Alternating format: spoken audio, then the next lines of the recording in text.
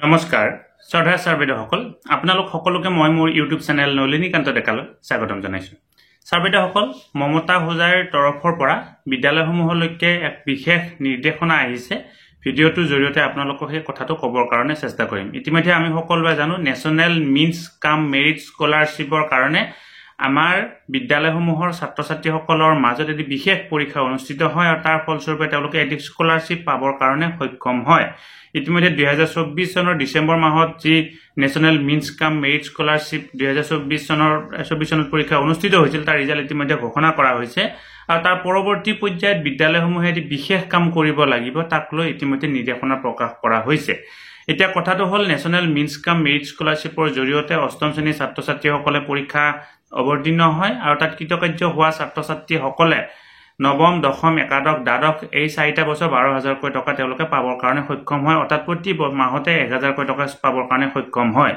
এতিয়া যিসকল ছাত্ৰ ছাত্ৰীয়ে নতুনকৈ তেওঁলোকৰ এই ইতিমধ্যে ৰিজাল্ট ঘোষণা কৰা হ'ল আৰু ৰিজাল্টত তেওঁলোকে কৃতকাৰ্যতা লাভ কৰিলে তেওঁলোকেও তেওঁলোকৰ কাৰণে আৰু ইতিমধ্যে 2021, 22, 23 আৰু 24 এই চনকেইটাত ইতিমধ্যে যিসকলে পাছ কৰি থৈছিল তেওঁলোকৰ কাৰণেও নিৰ্দেশনাটো আহিছে কি ইতিমধ্যে যিসকলে পাছ কৰি থৈছিল তেওঁলোকে ৰিনিউ কৰিব লাগিব আৰু যিসকলে পাছ কৰিছিল তেওঁলোকৰ এটা অনলাইনৰ জৰিয়তে এই কামখিনি তেওঁলোকে কৰিব লাগিব।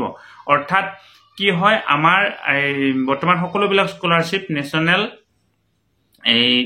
স্কলাৰশ্বিপ পৰ্টেলৰ জৰিয়তে হয় আৰু তাৰ কাৰণে বিদ্যালয়সমূহত এজন নোডেল অফিচাৰ থাকে, তাৰ পিছত সেই ব্লকত থাকে আৰু একেবাৰে ডিস্ট্ৰিক্টত এজন বিশেষ নোডেল অফিচাৰ থাকে আৰু তেওঁলোকে এপ্ৰুভ কৰাৰ পিছতহে এই কামখিনি হয়। আমাৰ বাকী স্কলাৰশ্বিপ বিলাকত এনেকুৱা ধৰণৰ OBC, ST, SC, minority, tea garden সকলো স্কলাৰশ্বিপ নেশ্যনেল স্কলাৰশ্বিপ পৰ্টেলৰ জৰিয়তে ইতিমধ্যে যিহেতু হয়, গতিকে ইতিমধ্যে যিসকল ছাত্ৰ ছাত্ৰীয়ে এই তেওঁলোকৰ নেশ্যনেল মিনছ কাম মেৰিট স্কলাৰশ্বিপত পাছ কৰি থৈছে তেওঁলোকৰ ৰিনিউৱেলৰ কাৰণে ৰিনিউৱেল কৰিব লাগিব। তেওঁলোকে ৰিনিউৱেল কৰোঁতে কিছু বিশেষ তথ্য লাগিব, তেওঁলোকে পৰ্টেলত যোৱাৰ লগে লগে সেই তথ্যখিনি পাব আৰু যিসকলৰ ইতিমধ্যে ৰিজাল্ট ঘোষণা কৰা হৈছে তেওঁলোককো চাবৰ কাৰণে কোৱা হৈছে তেওঁলোকৰ বিশেষ এটি কাম তেওঁলোকে পৰ্টেলত গৈ অৰ্থাৎ নেশ্যনেল মিনছ কাম মেৰিট স্কলাৰশ্বিপৰ যিটো পৰ্টেলত গৈ তেওঁলোকে কৰিব লাগিব। গতিকে শ্ৰদ্ধা ছাৰবেদসকল ভিডিঅ'টো যদি এইখিনি কথা ক'লোঁ, যিসকল ছাত্ৰ ছাত্ৰীয়ে ইতিমধ্যে কৃতকাৰ্যতা লাভ কৰিবৰ কাৰণে সক্ষম হৈছে নিশ্চয় আপোনালোকৰ বিদ্যালয়ৰ ছাত্ৰ ছাত্ৰী হয়, আপোনালোকে এই ছাত্ৰ ছাত্ৰীসকলৰ মাজত কথাখিনি যদি শ্বেয়াৰ কৰে তেওঁলোকে এই কামখিনি কৰিব পাৰিব আৰু ৰিনিউ নকৰিলে তেওঁলোকে কি নাপায় পৰৱৰ্তী বৰ্ষৰ যিটো পাবলগীয়া 12,000 টকা সেই পইচাটো তেওঁলোকে নাপাব। গতিকে ৰিনিউ কৰাটো বাধ্যতামূলক আৰু ৰিনিউ কৰাই নহয় স্কুলৰ নোডেল অফিচাৰৰ এপ্ৰুভ হোৱাৰ পিছত তেনেকৈ গৈ একেবাৰে ডিষ্ট্ৰিক্ট নোডেল অফিচাৰে এপ্ৰুভ হ'লেহে তেওঁলোকে পইচাটো পাবৰ কাৰণে অৰ্থাৎ স্কলাৰশ্বিপটো পাবৰ কাৰণে সক্ষম হ'ব। আপোনালোকে যিমান পাৰে ভিডিঅ'টো আগলৈকে ফৰৱাৰ্ড কৰিব যাতে সকলোৱে কথাখিনি গম পাবৰ কাৰণে সক্ষম হয়। ধন্যবাদ।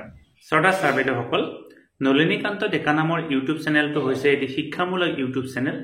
এই চেনেলটোৰ জৰিয়তে আমি শিক্ষক ছাত্ৰ ছাত্ৰী অভিভাৱক আৰু বিদ্যালয়ৰ কাৰণে উপযোগী কিছু ভিডিঅ' প্ৰস্তুত কৰিবৰ কাৰণে চেষ্টা কৰোঁ। আপুনি যদি আজি পোনপ্ৰথমবাৰৰ কাৰণে এই চেনেলটো চাইছে অনুগ্ৰহ কৰি চেনেলটো ছাবস্ক্ৰাইব কৰিব আৰু অল নটিফিকেশ্যন প্ৰেছ কৰি থ'ব।